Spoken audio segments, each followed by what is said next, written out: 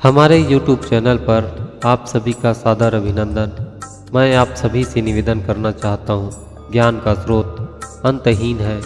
हम इसमें जितना अधिक सीखते हैं, अनुभव प्राप्त करते हैं, उतना ही सांसारिक मोह माया हमारे अंतःकरण से खाली होने लगते हैं। अर्थात जो अल्पज्ञानी होते हैं वे स्वयं को महाज्ञानी पंडित समझने लगते हैं और अपने स्वार्थ सिद्धि करने के लिए लोगों को मूर्ख बनाने में कोई कसर नहीं छोड़ते। इसलिए अपनी सुरक्षा सुनिश्चित करने के लिए सदैव सतर्क एवं चौकन्ना रहना चाहिए और दूसरे की बातों को बिना सोचे विचारे आंख बंद करके स्वीकार नहीं करना चाहिए। चाहे वह धर्म की बात हो, चाहे विज्ञान की बात हो, आध्यात्मिक ज्ञान की बातों पर तो विशेष सतर्कता जरूरी है, क्योंकि हमारी रक्षा हमसे अधिक कोई और नहीं कर सकता। इस बात पर हमें विशेष तौर पर ध्यान रखना चाहिए। सृष्टि में हमारे विकास का आधार केवल दो हैं, पहले अन्न और दूसरा जल। इसके सिवा संसार में विकसित होने के लिए कोई भी अन्य विकल्पों से हमारी प्रगति संभव नहीं है। और जब प्रकृति में एक ही वस्तु की बहुत अधिक मांग होती है और आपूर्ति कम, तब यह प्रतिस्पर्धा तीव्र होने लगती है और जो इस प्रतिस्पर्धा में अपना संपूर्ण शारीरिक बल, ज्ञान एवं समय का सटीकता से उपयोग कर पाने में सक्षम होता है, प्रतियोगिता का वास्तविक विजेता वही होता है। संसाधन उसी को प्राप्त होते हैं। इसलिए कुछ बुद्धिजीव, पशु, मनुष्य एवं पादप जगत समूह में रहना पसंद करते हैं ताकि हमारी सुरक्षा सुनिश्चित एवं अधिक से अधिक हो सके और प्रकृति के संसाधनों में भी हमारा अधिकार सुनिश्चित हो सके। हमारे आसपास की स्थिति का जितना गहरा नॉलेज हमें होगा, हम उतने ही सुरक्षित माने जाएंगे।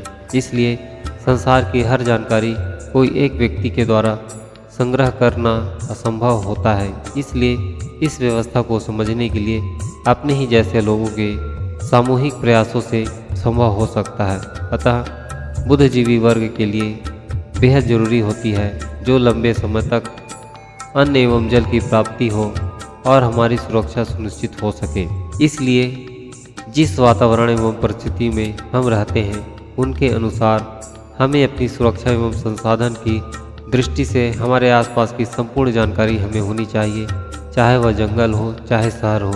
यह ज्ञान एवं अनुभव हर जगह काम आता है और स्वयं की सुरक्षा के भय से आप किसी भी परिस्थिति में रहो, हमारे ज्ञान इंद्रिय बेहतर काम करते हैं।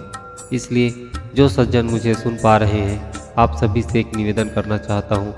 आप सभी अपने मन में एक सवाल कीजिए कि आप किस पर अधिक विश्वास करते हैं, स्वयं के ऊपर या स्वयं से अधिक दूसरों के ऊपर। यह वर्तमान में किए गए कार्य का प्रभाव भविष्य में होने वाले परिणामों को सुनिश्चित करता है। यदि आप स्वयं के ऊपर विश्वास करते हैं तो आप हर तरह से सुरक्षित माने जाएंगे, क्योंकि इस समय आप अपने मन एवं इंद्रिय को नियंत्रित करके जो आवश्यकता है बस उन्हीं के ऊपर आपका ध्यान केंद्रित होता है। आप उन्हीं कार्यों को करते हैं जिनसे आपकी परिवार एवं प्रकृति की भलाई छिपी होती है।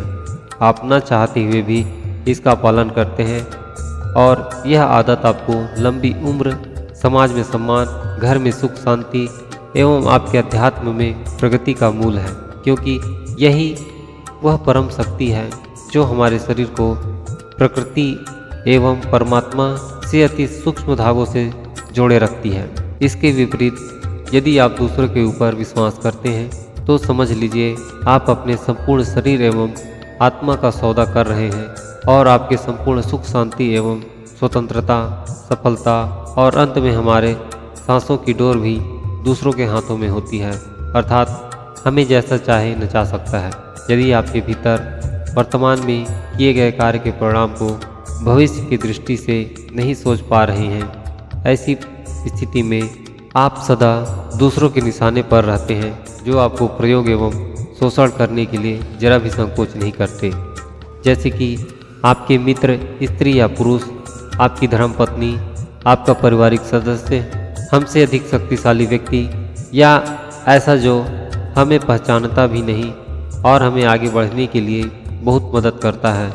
इन सभी का उचित आदर एवं सम्मान करना आवश्यक है और समय आने पर उचित सहयोग करना भी बनता है, परंतु उतना ही सहयोग और विश्वास करें जिससे आपके जीवन पर नकारात्मक प्रभाव न पड़े। यदि आप अपने जीवन में कम से कम एक अच्छी आदत को अपनाते हैं तो मेरा यह मानना है वही एक अच्छी आदत आपको हर समय प्रगति की राह पर आगे बढ़ने के लिए प्रेरित करती रहेगी।